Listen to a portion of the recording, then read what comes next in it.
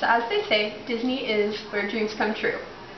Well, for most people that might be true, but for my first trip that I went on about a year and a half ago, it was more of a slight nightmare.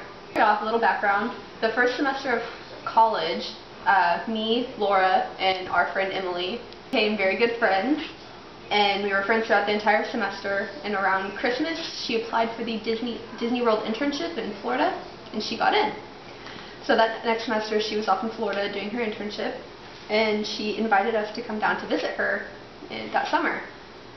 She told us that she could get us free ticket to parks for 3 days, so that'd be 3 different tickets for both of us, and then she could get us half off on a hotel if we stayed in one of the resorts. And with a deal like that, like, you can't pass it up, so we went.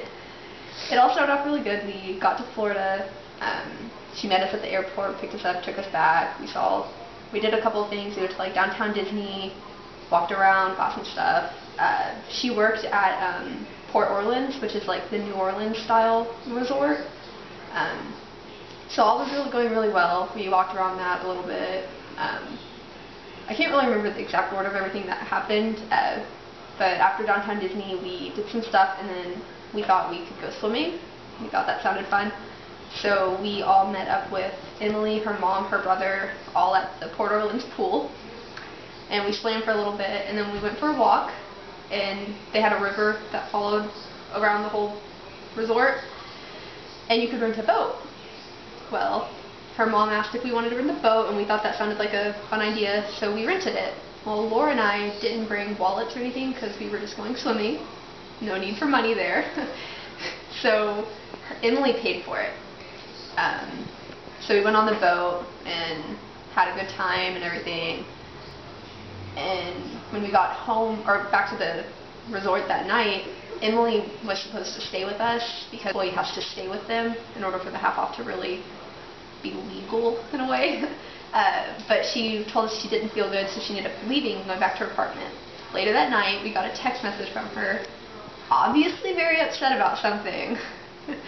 And she was just telling us that her mom wasn't going to pay for anything the rest of the trip for us. We had to pay for everything ourselves. Because earlier in the trip, the very first night, we went to Hard Rock Cafe for dinner. We ate, we enjoyed everything, danced to the songs that they played. And when the bill came, Laura and I didn't notice. Emily's mom quickly put her credit card down and paid for the meal.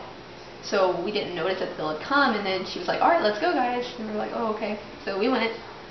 But Emily's text message was yelling at us, telling us that her mom wasn't going to buy us any more dinners. She was only going to buy us the one, and that was it.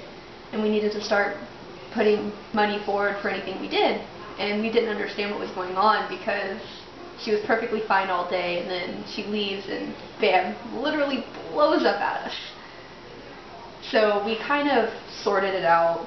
Not really, but we kind of pushed it to the side, and we kind of got over it. Laura and I went walking around, had a blast without Emily, as horrible as it sounds. But for the rest of the trip, it was, to say at least, it was awkward, because we didn't really know how to act around Emily, because she acted like nothing was wrong. We didn't want to ruin the rest of our trip, so we acted like nothing was wrong. So at the end of the trip, you think it can't get any worse than that, like, you know. So we get on our plane in Orlando to come home. We had a layover in Atlanta. So we land in Atlanta, walk to our next terminal for our flight back to Houston, and our flight had been delayed. We're like, okay, whatever, that's not a problem. So it kept getting delayed, and then eventually they were like, "Oh, your flight's canceled." So we had to go stand in line at customer service, and then they informed us that they could get us a new flight, but it wouldn't be till the next morning. That didn't really work, because I had work the next day. We were able to get a flight home that night.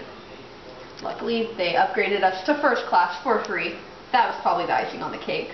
You know, first we go to Disney, and it's not very fun. And once we leave Disney, we have to go sit in an airport for 7 hours in a place that we're not familiar with, in an airport, for 7 hours. So they say that Disney is the happiest place on earth. Again, like I said, it might be for some people. It was for parts of that trip. For other parts, it was not so pleasant. So that was not the best I would like to revisit Disney World and have a much better, happy experience that you're supposed to have at Disney World, and preferably with no layovers. That would be ideal. Okay, so, any questions? So, were you bored at the airport? Yes. We were very, very, very bored. We bought a whole bunch of stuff that were breakable, so my carry-on was full of all of our all of our breakables, so that it wouldn't have to be checked in. So I didn't have very much stuff with me to do, because it was all in my check-in bag. So I didn't have like a phone charger or anything, so I had to very wisely use my phone, so I had to make sure it wouldn't die. I had a book, I think. I don't think I read it, but I did have one. But yes, I was very bored. Very bored.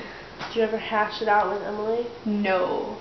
No, we kind of came home. I talked to her occasionally after that. Emily and Laura pretty much never talked after that. They just kind of drifted apart.